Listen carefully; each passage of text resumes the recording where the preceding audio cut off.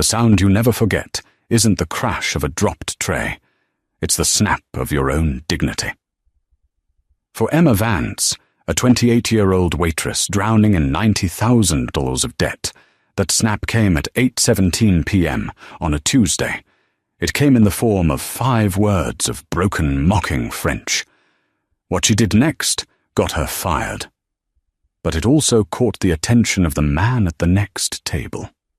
A man so rich, his note, left on a napkin, wasn't just a tip. It was a ticket for a private jet, and it would change everything. The restaurant was called The Gilded Spoon, a name that perfectly captured its pretension. It was polished brass and dark wood, but the veneer was thin. If you looked closely, you could see the scuffs on the wainscoting, and the faint, permanent smell of fry oil that no amount of industrial-strength lemon cleaner could erase. For Emma Vance, it was a prison. Emma was not supposed to be here. She had a first-class honours degree in French literature and a minor in finance from Brown University. She was supposed to be in a high-rise, analysing international markets, perhaps for a firm like Ares Capital, where she'd interned.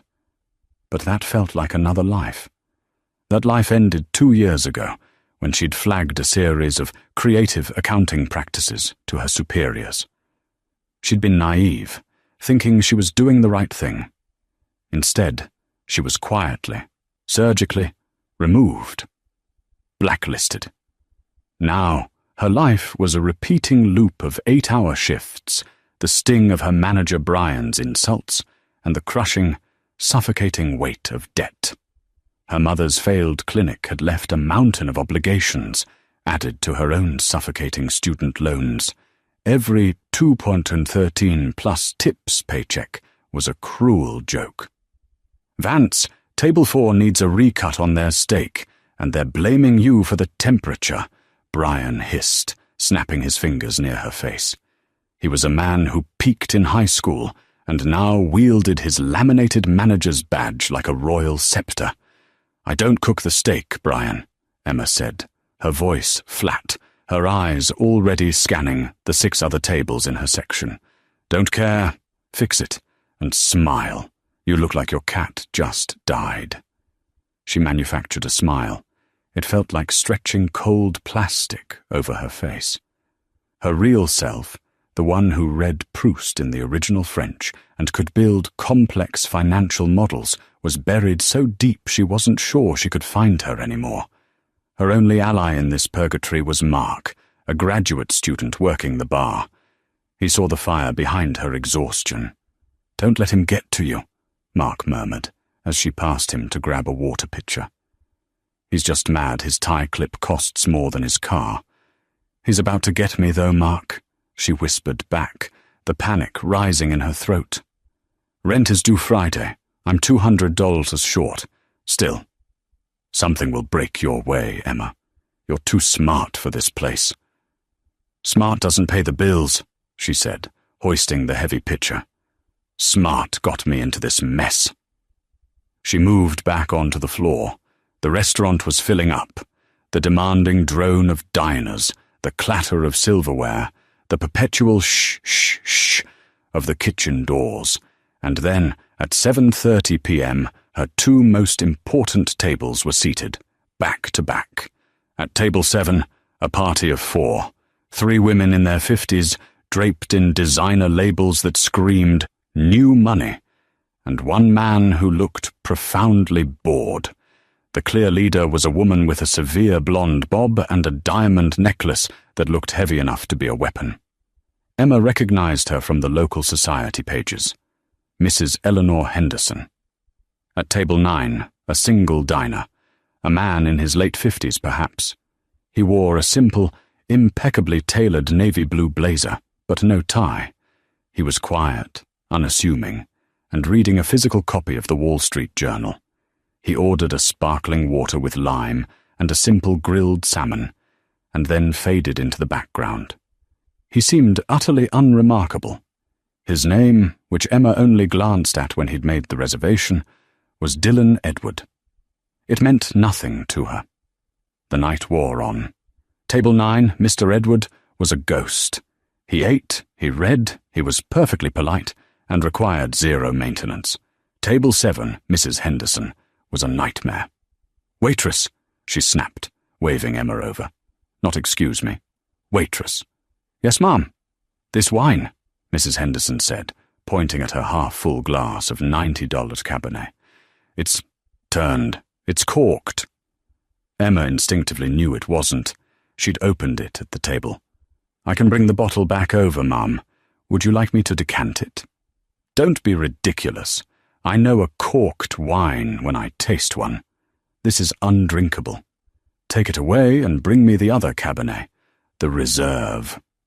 It was a $250 bottle. Emma knew the game. The customer wanted a free upgrade. "Of course, ma'am. I'll just need my manager to approve the—" "Manager?" Mrs. Henderson's voice rose, acquiring a sharp, serrated edge. "Are you accusing me of lying, girl? I've been drinking French wine since before you were born. I know what I'm talking about." To impress her friends, she then switched to a clunky, heavily accented, and grammatically disastrous attempt at French. "Je suis, un connoisseur. Vous n'êtes pas.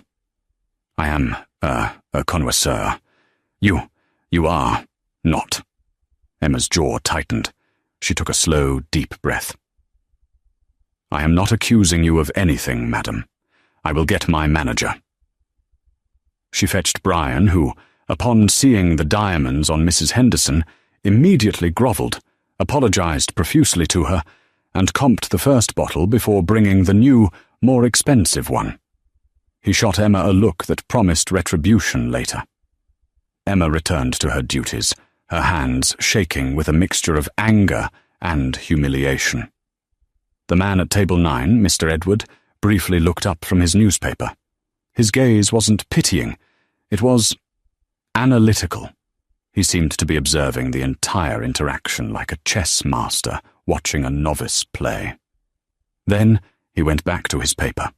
The main courses arrived. Mrs. Henderson's table was loud, their laughter brittle and sharp.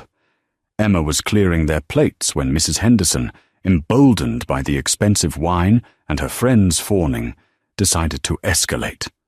She leaned in conspiratorially to her friends, but loud enough for Emma to hear. "These places," she said, gesturing vaguely at Emma. "They hire anyone. No class. No background." Then, thinking she was being clever and covert, she leaned in further and switched back to her atrocious French. "Regarde-la," she whispered, loud as a stage shout. "Cette pauvre fille. Elle sent l'échec. Look at her. This poor girl. She smells of failure." One of her friends giggled and added, in equally terrible French, "Probablement stupide, et ses chaussures sont horribles." Probably stupid, and her shoes are horrible. Emma froze. It wasn't just the insult, it was the language. They were butchering the language she loved, the language she had studied, the language of Molière and Hugo, using it as a clumsy tool for casual cruelty. She stood perfectly still, her back to them, the heavy tray of dishes digging into her palms. Every instinct screamed at her to walk away, to swallow it, to go to the kitchen, punch a walk-in freezer door, and cry. Rent was due Friday. She was $200 short. She couldn't get fired.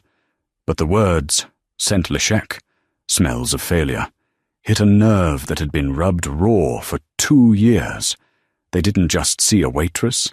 They saw the truth she was terrified of, that she was a failure, and they were laughing. Mark from the bar caught her eye. He gave a slight, warning shake of his head. "Don't." The man at table 9, Dylan Edward, set his newspaper down. He was watching her. Emma turned around. The entire restaurant seemed to fall into a muffled hush, as if the volume knob on the world had been twisted down. Emma placed the heavy tray on a nearby server stand with a quiet, deliberate thud. The clatter of plates was the only sound. Mrs. Henderson and her friends stopped laughing, surprised that their private joke had been interrupted. They looked up at Emma, their faces a mixture of confusion and annoyance. "Is there a problem?" Mrs. Henderson asked, her voice dripping with condescension. Emma looked directly into the woman's eyes. The fear was still there, a cold knot in her stomach, but it was being rapidly consumed by a white-hot, articulate rage. She had lost her career, her savings, and her future. She would not, she decided, in that millisecond, also lose her dignity for $2.13 an hour. She took a half-step closer to the table. When she spoke, her voice was not the strained, subservient, waitress voice. It was low, clear, and steady, and it was not in English. She spoke in flawless, Parisian-accented French, the kind you don't learn from a tourist app, but from living in the 6th arrondissement and debating Foucault with university professors. "Madame," Emma began, her tone respectful but icy. The table blinked. Mrs. Henderson's painted-on smile faltered. Emma continued, her words precise and cutting as surgical steel. "L'échec n'est pas une odeur. C'est le fardeau d'une dette qu'on paie pour une éducation que vous n'avez visiblement jamais eue. Failure is not a smell, madam. It is the burden of a debt one pays for an education you clearly never had." One of Mrs. Henderson's friends, who clearly understood more than her host, let out a tiny, sharp gasp. Mrs. Henderson's face began to flush a dangerous shade of crimson. Emma wasn't finished. She looked down at her own worn $20 non-slip shoes, the ones the woman had mocked, and then back up. "Et quant à la stupidité n'est pas de servir les gens. C'est de juger ce qu'on ne comprend pas. C'est d'utiliser une langue magnifique pour étaler sa propre ignorance. And as for stupidity, stupidity is not in serving people. It is in judging what one doesn't understand. It is in using a beautiful language to display one's own ignorance." She held the woman's gaze for 1, 2, 3 seconds. The silence was absolute. Even the kitchen noise seemed to have died. At table 9, Dylan Edward had not moved a muscle. He was watching Emma, his expression unreadable. But his eyes were alive, alert, and intensely focused. He had heard and understood every single word. Emma finished, her voice softening just a fraction, a perfect imitation of professional detachment. "Vos chaussures, en revanche, sont très belles. Maintenant, désirez-vous un café? Ou l'addition? Your shoes, on the other hand, are lovely. Now, will you be having coffee or the check?" The spell broke. Mrs. Henderson, realizing she had been comprehensively dismantled in a language she barely spoke, sputtered. She couldn't attack Emma on the substance of the French. She hadn't understood all of it. So she attacked her on the only ground she could. "Well, I never," she shrieked, reverting to English. "I am being insulted. By the help! Manager! Brian was there in an instant, his face pale with panic. "Mrs. Henderson, what is wrong? What happened?" This girl." Mrs. Henderson pointed a trembling, ring-laden finger at Emma. "She spoke to me in some foreign language. She was rude. She was insulting my shoes. I want her fired. Fired, do you hear me?" Brian turned on Emma, his eyes bulging. "Vance, what did you do? What did you say?" Emma stood tall. The adrenaline was fading, replaced by a cold, dreadful calm. This was it, the end of the line. "I simply clarified a point for the customer, Brian, in French, as she initiated." You spoke French to her?" Brian looked utterly baffled. He turned back to Mrs. Henderson. "Ma'am, I'm sure it was a misunderstanding. I will not be called a liar." Mrs. Henderson threw her napkin onto her plate. I am a patron of this establishment. My husband, Richard Henderson, is a very important man. If she is not fired this instant, I will see to it that you are. I will ruin this cheap little restaurant." The threat of Richard Henderson's name hung in the air. Emma knew it. He was a titan of finance in the city, the CEO of Ares Capital. He was the man she had tried to expose, the man who had ruined her life. The blood drained from Emma's face. This wasn't just a rude customer. This was the wife of her nemesis. The irony was so bitter it tasted like acid.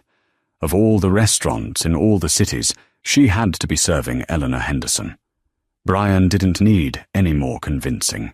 The calculation was simple: a disposable, minimum-wage employee versus the wife of a man who could buy the whole city block. "Vance," Brian said, his voice trembling with fawning apology towards Mrs. Henderson and cold fury towards Emma. "Go to my office, now." "Brian, she was—" Mark started to say from the bar, but Brian cut him off. "You too, Mark? You want to go with her? Shut up and pour." Emma looked at Mrs. Henderson, who was now smiling, a tight, vicious little smile of triumph. She looked at Dylan Edward at table 9. He was quietly placing cash on his table. He stood, buttoned his blazer, and, without a single glance at the unfolding drama, walked calmly out of the restaurant. He hadn't intervened. He hadn't said a word.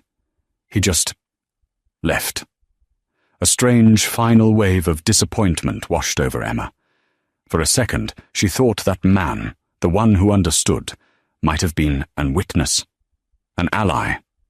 But he was just another customer, eager to escape a scene. She turned and walked toward Brian's office, the sound of Mrs. Henderson's laughter following her all the way. Brian's office was a windowless closet crammed with a metal desk, stacks of invoices, and a poster that read, "TEAM, together everyone achieves more." The hypocrisy of it made Emma want to gag. Brian slammed the door, his face mottled red. "Are you insane?" he yelled, his voice a hoarse whisper. "Do you have any idea who that was?" "Yes, I do," Emma said, her voice hollow. "That was Eleanor Henderson. Her husband practically owns this city. You don't just talk French to her. You don't talk to her at all unless she asks you a direct question. What the hell did you say to her?" "I defended myself," Emma said. The fight was gone, leaving only the bone-deep weariness of defeat. "You defended yourself? You're a waitress. Your job isn't to defend yourself. Your job is to take it. You take the insults, you take the complaints, you take the crap, and you smile." He jabbed a finger at her. "I have to comp her entire $600 meal. Do you know where that comes from? My bonus, my pocket. She insulted me first. She mocked me in—" "I don't care," Brian roared. "You're done, finished. Clean out your locker. I'll have your last paycheck mailed to you." Emma just nodded. There was nothing to say. She had known this was the consequence. She had chosen it. She had chosen 60 seconds of dignity over a $200 rent deficit. It was a terrible financial decision. "Get out!" Brian spat. Emma walked out of the office. The restaurant was buzzing again, the patrons already forgetting the scene. Mrs. Henderson's table was laughing, a new, complimentary bottle of champagne sitting in an ice bucket beside them. Emma walked to the staff room in a daze. She pulled her few belongings from her locker, a well-worn copy of Le Rouge et le Noir, a spare pair of socks, an empty Tupperware container, and an Advil bottle. The sum total of her life at the Gilded Spoon. Mark was waiting for her by the back door. "Emma, I am so sorry," he said, his face creased with genuine distress. "That was unbelievable. What you said was legendary, but Jesus, are you okay? What are you going to do?" "I don't know, Mark," she whispered. The reality was hitting her like a physical blow. She was unemployed. As of this second, the eviction notice wasn't a possibility anymore. It was a certainty. I really don't know. Look, he said, pulling a crumpled $100 bill from his wallet. It's not much. It's all I've got from tips tonight. Just take it. Please.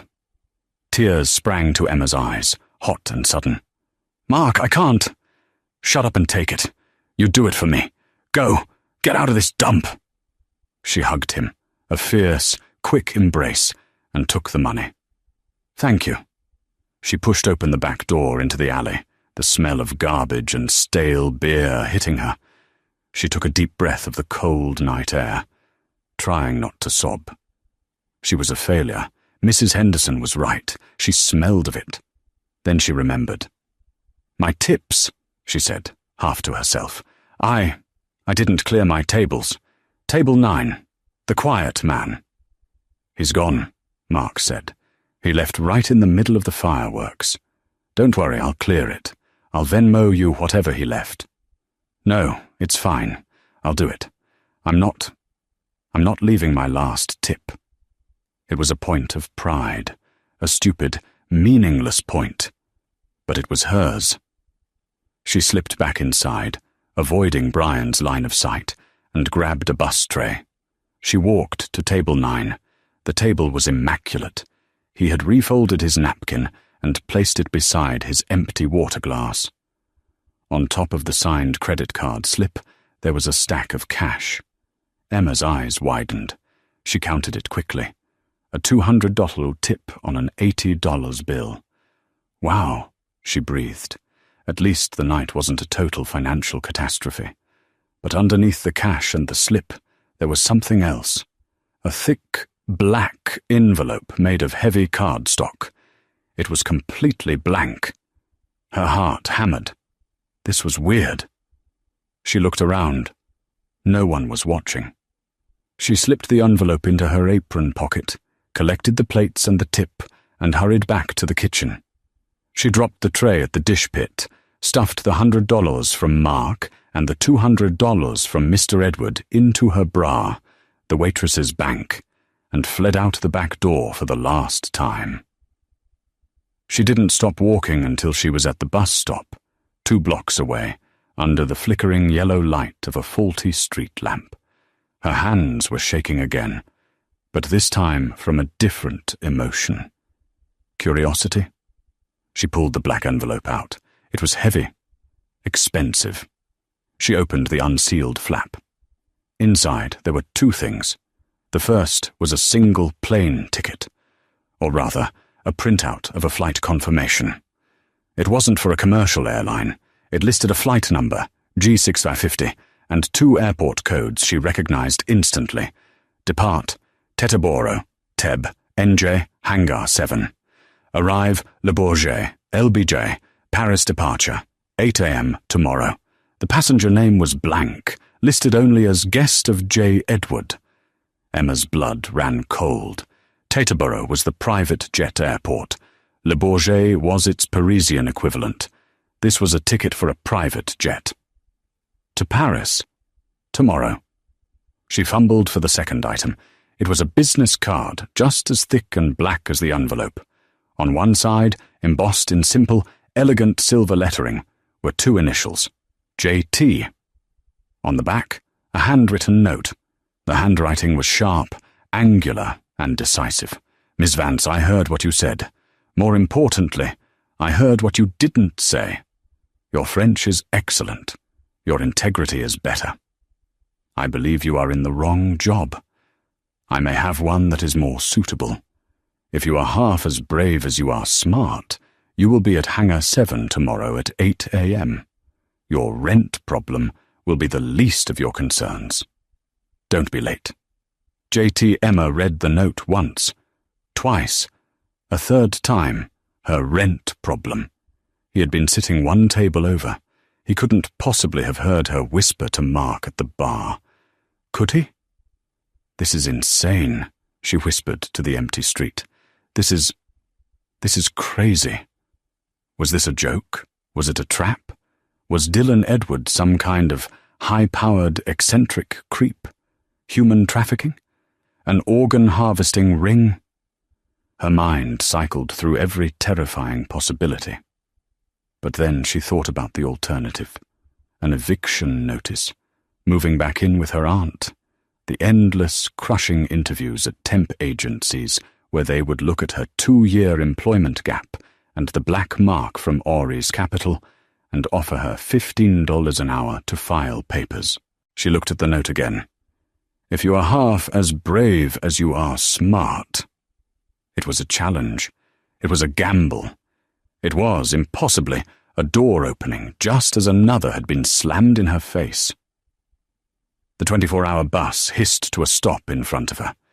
She had a decision to make. Go home to her cold, empty apartment and cry. Or go home, pack a bag, and take a 3 a.m. bus to Teterboro, New Jersey. Emma Vance, the blacklisted financial analyst, the overeducated waitress, the 200 short failure, looked at the ticket to Paris.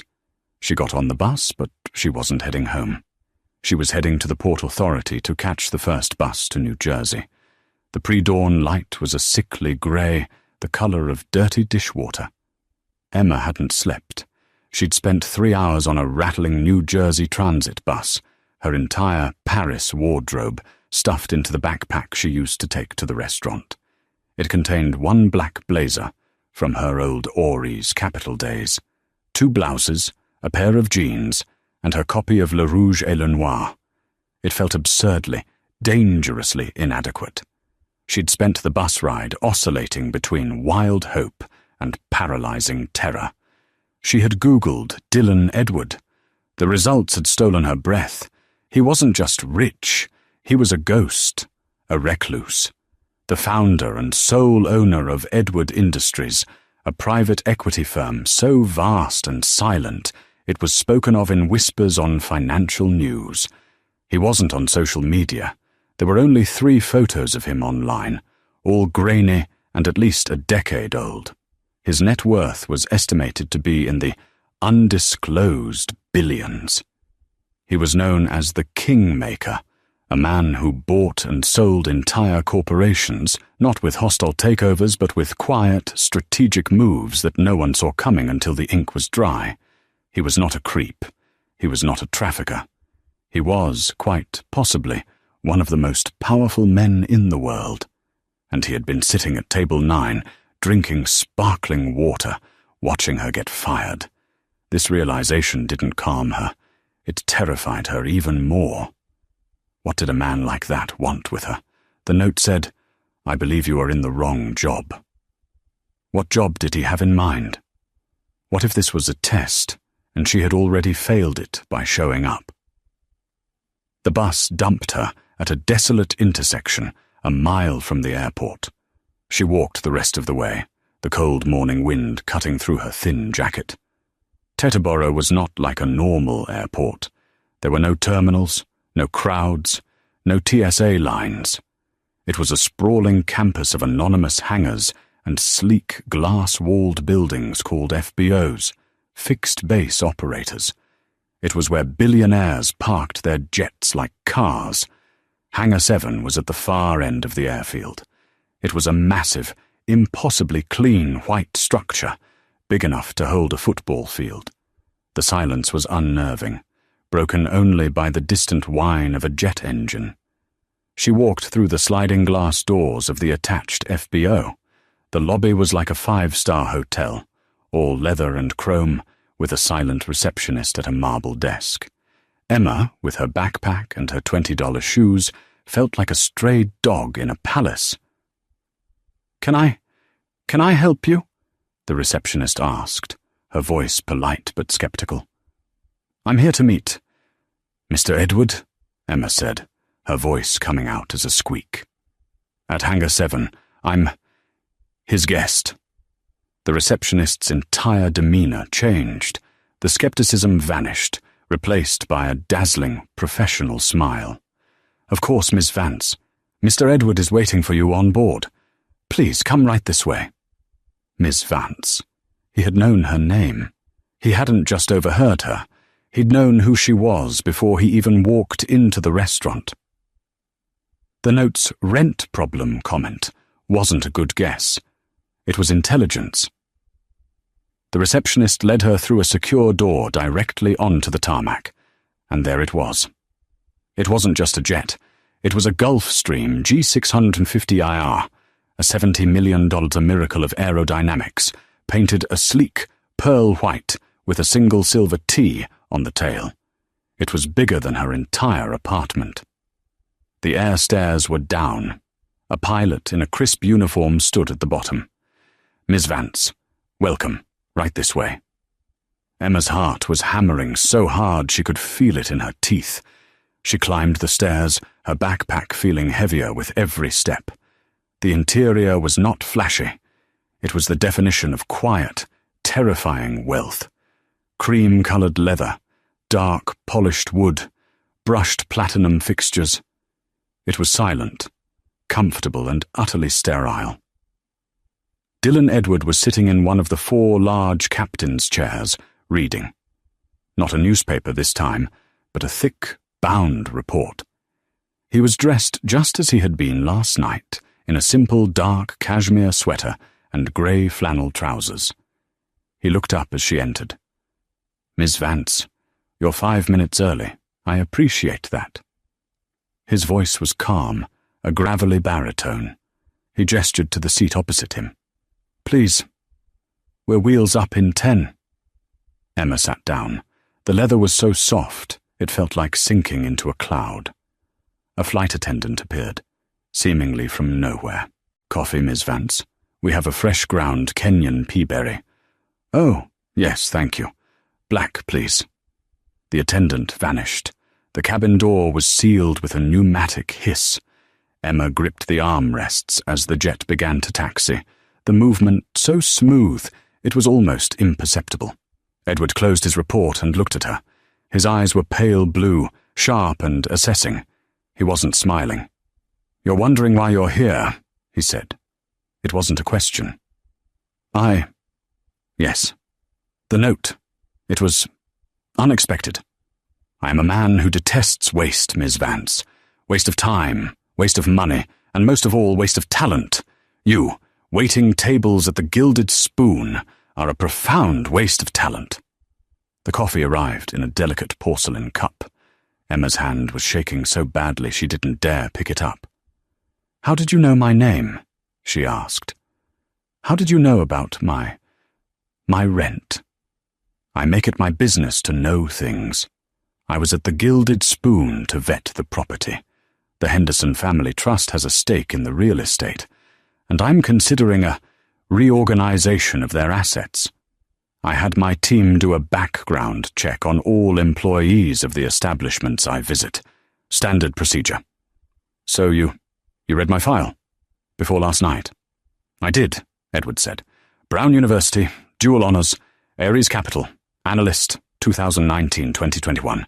Terminated for breach of conduct, followed by a 2-year gap, then waitressing. It was a curious file. It didn't add up." The jet accelerated down the runway. Emma felt a gentle push into the plush leather, and then the surreal, weightless feeling of liftoff. They were airborne, climbing at an impossible angle. "Then," Edward continued, "I witnessed your performance, your interaction with Mrs. Henderson, the wife of the man who, I deduced, was responsible for your termination." "You know about that?" Emma whispered. "I know that Richard Henderson runs Aries Capital. I know you filed an internal whistleblower report regarding their Echo Fund accounting, and you were subsequently blacklisted from the entire financial sector. Your report, by the way, was brilliant. Inaccurate in one small assumption, but brilliant." Emma was stunned into silence. He hadn't just seen a waitress speak French. He had seen the entire invisible architecture of her failure. He'd seen the injustice. "So, last night," she said. "The note. It wasn't just about my French." "Oh, the French was the trigger," Edward said, a fractional smile touching his lips for the first time. "It showed me you had fire. that you hadn't been broken, that you had retained your education and, more importantly, your spine. But the reason you are on this plane is your background in finance. He leaned forward. I am going to Paris to meet a man named Antoine Dubois. He is the head of one of the oldest private wealth funds in Europe. He is traditional. He is also the key investor in a multi-billion-dollar green energy project that my firm and Ares Capital are competing for. He paused, letting the names sink in. Ares Capital. Richard Henderson. My team has been trying to get an unsecured meeting with Dubois for 6 months. They have failed. He sees them as typical, greedy Americans. Henderson, on the other hand, has been whispering in his ear for months, smoothing the way. The deal is set to close in Henderson's favor in 48 hours. So why am I here? Emma asked, her voice barely audible. Because Antoine Dubois is a patriot. He detests American corporate raiders, but he detests dishonest ones more. And he is a notorious Francophile. He believes the language you speak says who you are. Edward picked up the report he'd been reading and slid it across the table. It was titled, Dubois Edward Ares Proposal. You are not here as a waitress, Miss Vance. You are not, as of yet, an employee. You are here as a consultant. You have 7 hours until we land at Le Bourget. I need you to read this entire proposal. Find the flaw in Henderson's valuation, the same kind of flaw you found at Ares, and I need you to be prepared to explain it to Monsieur Dubois, in French. Emma looked at the 300-page bound report. Then she looked at the billionaire who had just kidnapped her, promoted her, and given her an impossible task. And if I succeed? She asked. Dylan Edward finally allowed himself a full, thin smile. If you succeed, Miss Vance, you won't just get your old life back. You will get to help me take Richard Henderson's. The 7 hours on the Gulf Stream were the most intense, pressurized cram session of Emma's life. The jet was a silent, pressurized tube, hurtling across the Atlantic at nearly the speed of sound. There was no turbulence. There was only the whisper of the recycled air and the rustle of paper. Emma devoured the proposal. The consultant role was a fiction. This was an audition. A final exam. Dylan Edward worked silently across from her, taking calls on a satellite phone in low, decisive tones and marking up other documents. He did not interrupt her. The proposal was for a massive offshore wind farm in the North Sea. Edward's proposal was straightforward. Heavy investment, proven technology, a 20-year return. Henderson's proposal, submitted by Ares Capital, was flashy. It promised a 30% higher return in half the time. It looked too good to be true. Emma's old instincts, the ones that had been dormant for 2 years, roared back to life. Her mind, so long occupied with calculating tips and memorizing soup ingredients, now clicked into high gear. She saw it. It wasn't in the primary balance sheets. It was buried in the appendices, in the special purpose vehicles, SPVs, used to hold the construction assets. Henderson wasn't just promising a higher return. He was using the same echo fund trick she had warned him about. He was cross-collateralizing the debt with other, unrelated assets, making the project look artificially secure. Worse, he was using a depreciating asset, aging container ships, as the collateral, but valuing them at their future replacement cost. It was fraud. It was subtle, brilliant, and utterly illegal. "He's doing it again," she whispered, her pen flying across a legal pad. The same model. He's hiding the leverage. He's valuing the collateral at an impossible future metric. If the shipping market dips by even 2%, the entire SPV collapses, and the primary investors, Dubois, would be left holding an empty bag. Edward looked up. his blue eyes sharp. "Explain." Emma spent the next 20 minutes walking him through the numbers. She didn't stumble. She didn't hesitate. She was no longer a waitress. She was the analyst she was born to be. When she finished, Edward nodded slowly. And my team of 800 an hour MBAs missed that. They were looking at the technology, not the fine print. They were trying to out-promise Henderson, not outthink him. "They were looking for a better deal," Emma said. "I was looking for the lie. It's the only thing I know how to find." "Good," Edward said. "Now, put it into French. Simple, direct, financial French. Monsieur Dubois is not an accountant, but he is a shark. He will smell the blood in the water if you present it correctly." They landed at Paris-le Bourget with the smoothness of a feather. The sun was just beginning to set over Paris, painting the sky in shades of bruised purple and apricot. A black, unflashy DS9, a car favoured by French government officials, was waiting for them on the tarmac.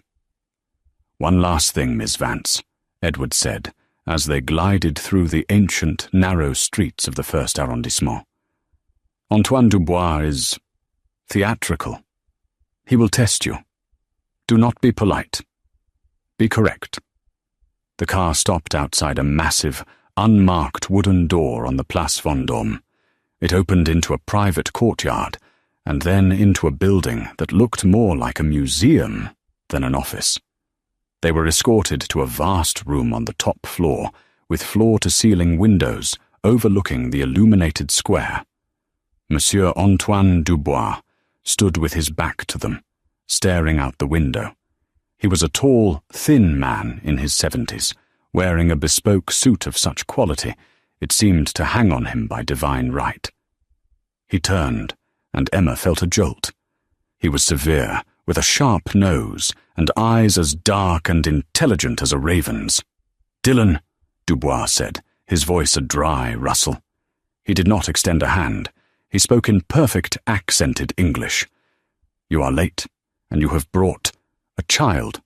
"Antoine," Edward said, unruffled. "This is not a child. This is Emma Vance, my new associate. She handles our due diligence on ethical partnerships. She has some observations about the Aries proposal."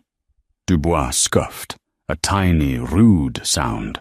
He dismissed Edward and turned his full, withering gaze on Emma. He switched to rapid, impossibly complex French. Vous êtes une analyste? Vous avez l'air d'avoir à peine quitté l'école. Et vous osez venir ici pour critiquer le travail de Richard Henderson, un homme qui gère plus d'argent que votre patron ne le fera jamais. You? You are an analyst? You look like you barely left school, and you dare come here to critique the work of Richard Henderson, a man who manages more money than your boss ever will.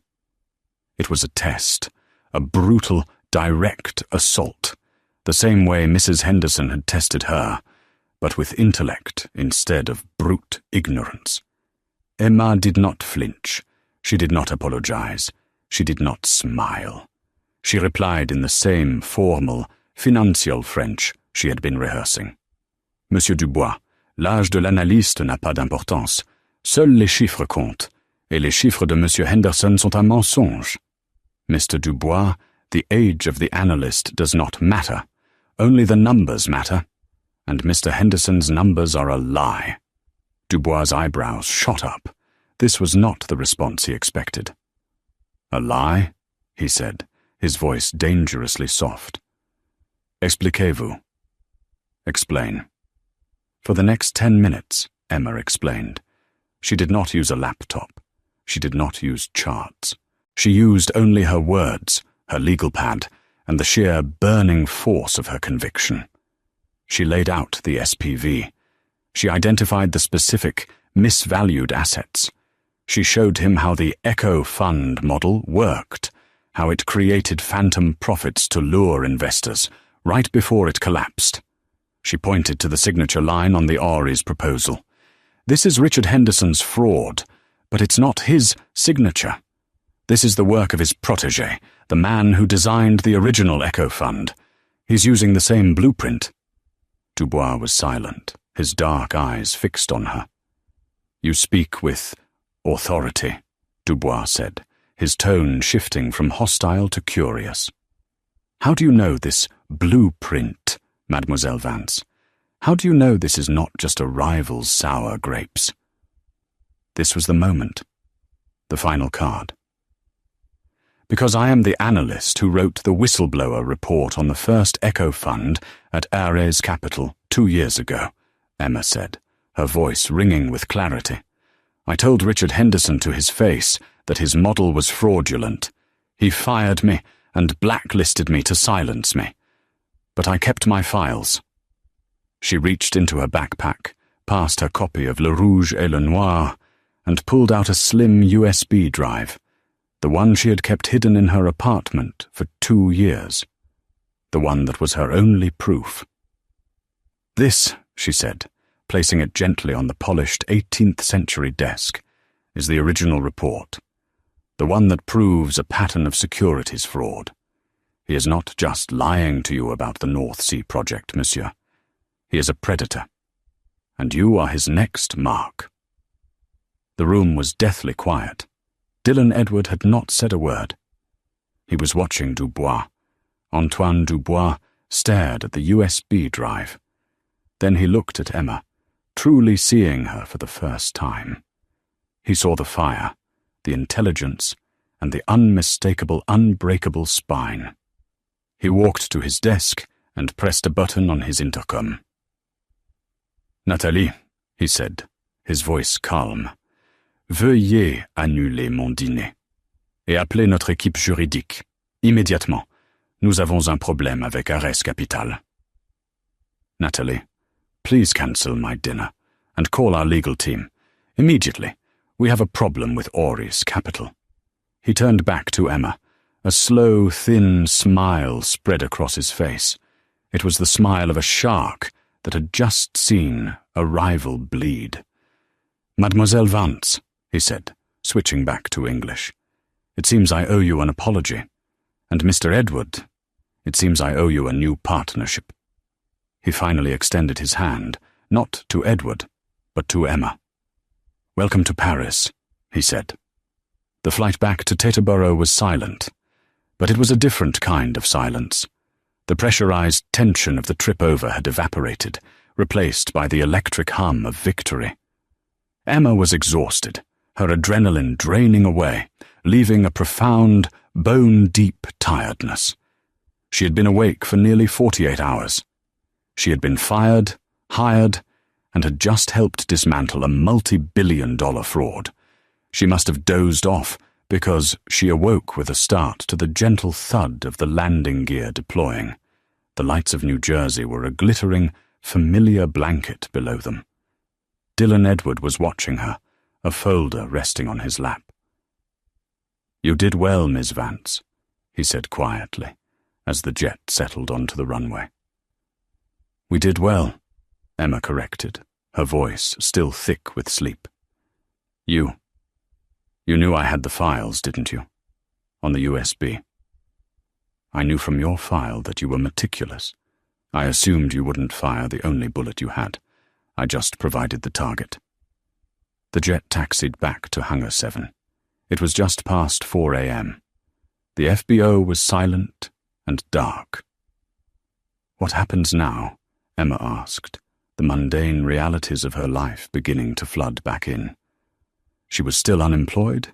She still didn't have rent. Edward didn't answer immediately.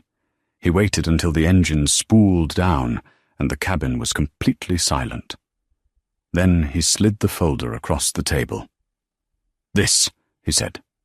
Emma opened it. It was not a one-page job offer. It was a thick, bound contract. Employment agreement position. President, Ethical Investments and Oversight Company. Edward Industries. Emma's eyes scanned the page, her heart stopping. She read the title again. President. She flipped to the last page. The salary listed was a number with 6 zeros. It was more money than she had ever dreamed of seeing. It was more than Richard Henderson had paid his top VPs. "President," she stammered. "Dylan, I'm a waitress. I was. I'm an analyst. This is a job for a senior partner." "I don't hire for resumes, Emma. I hire for character. I've seen your resume. It got you fired. I've seen your character. It just made us both a great deal of money, and, more importantly, it honored an old debt." "A debt?" Edward looked out the window for a long moment at the dark, quiet hangar. "My late wife, Genevieve, was French. She was the one who taught me to love the language. She was also the one who founded a small children's charity in Paris. 10 years ago, that charity was one of the first investors in Richard Henderson's Echo Fund. It was wiped out. Completely. It destroyed her." He turned his pale blue eyes back to Emma. "It was a personal matter. I have been looking for a legal, ethical, and financially sound way to dismantle that man's empire ever since. My team kept trying to beat him at his own game, promising higher returns. But you can't beat a cheat at his own game." "You have to expose him," Emma whispered, understanding. "You have to expose him," Edward agreed. "What I heard in the restaurant last night, it wasn't just good French. It was integrity. It was Genevieve's kind of integrity. You didn't just defend yourself. You defended the idea of decency at great personal cost. That is a commodity I cannot find on the open market." He tapped the contract. "That is not a job offer, Emma. It's a partnership. I want you to build a new division at my firm.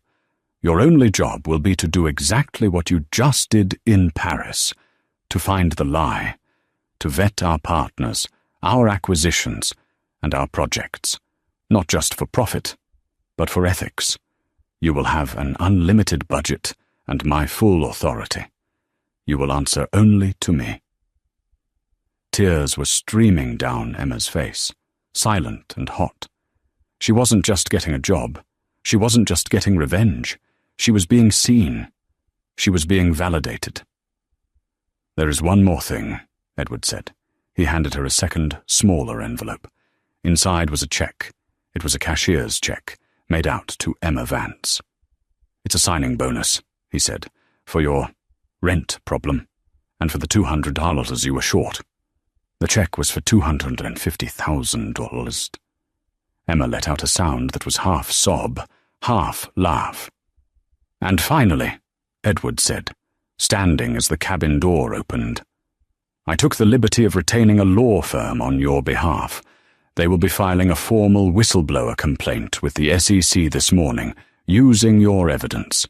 They will also be filing a civil suit against Ares Capital and Richard Henderson personally for wrongful termination and defamation.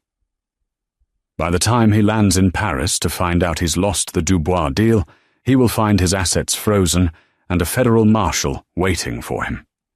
Emma stood up, her legs shaking. She wiped her face, clutching the contract to her chest. "I don't know what to say," she said.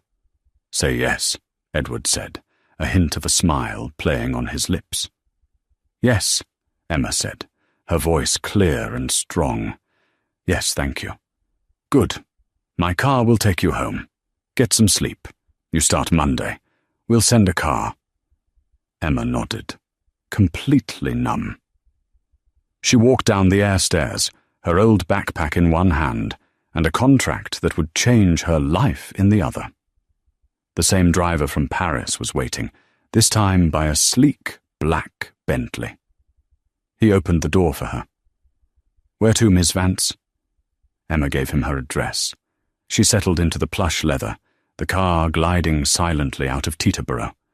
The sun was just starting to rise, painting the sky in brilliant strokes of orange and pink. It was the dawn of a new day, a new life. The Bentley was so quiet, so removed from the world, that when it pulled up outside her crumbling, pre-war apartment building in Queens, the contrast was a physical shock. The graffiti on the building next door, the smell of the overflowing dumpster. It was her old life, and it already felt like a foreign country. "Wait here, please," she told the driver. She walked into the lobby. Her legs felt heavy, as if she were moving through water. Taped to her apartment door, 1B, was a bright orange piece of paper. Final notice of eviction. It was dated for today. She had until 5 p.m. to vacate the premises. She stared at it. The piece of paper that had been the source of all her terror. The embodiment of her failure. Just 48 hours ago, this note was a death sentence. Slowly, deliberately, Emma reached out and tore the notice from the door. She didn't rip it in anger. She folded it neatly and put it in her pocket. It was a souvenir. A reminder.